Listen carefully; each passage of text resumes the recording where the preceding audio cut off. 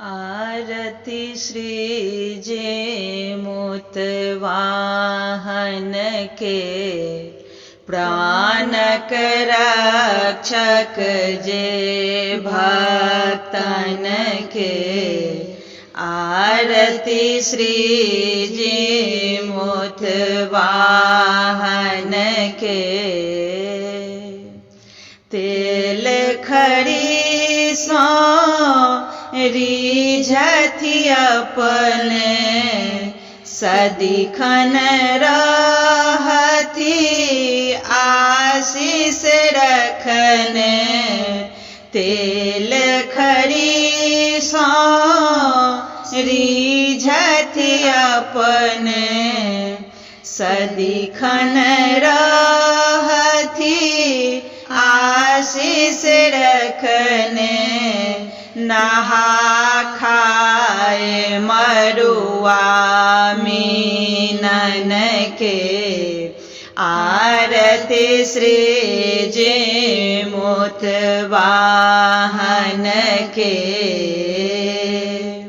बांसक पाते औकरी चढ़े, झील सियारक कथा सब सोढ़े। बांसक पाते औकरी चढ़े, झील सियारक कथा सब पढ़े। सुनथि निवेदन ई दीनन के, आरती श्री जिमुतवाहन के। मुइलो मानुष छनहि जियाबी, गेल हो प्राण के पुनः घुराबे।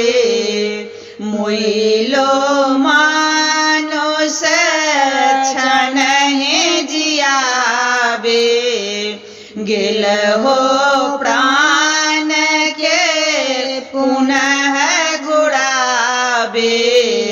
सुनियो मणिकांतक गायन के, आरती श्री जिमुतवाहन के। प्राणक रक्षक जे भक्तन के,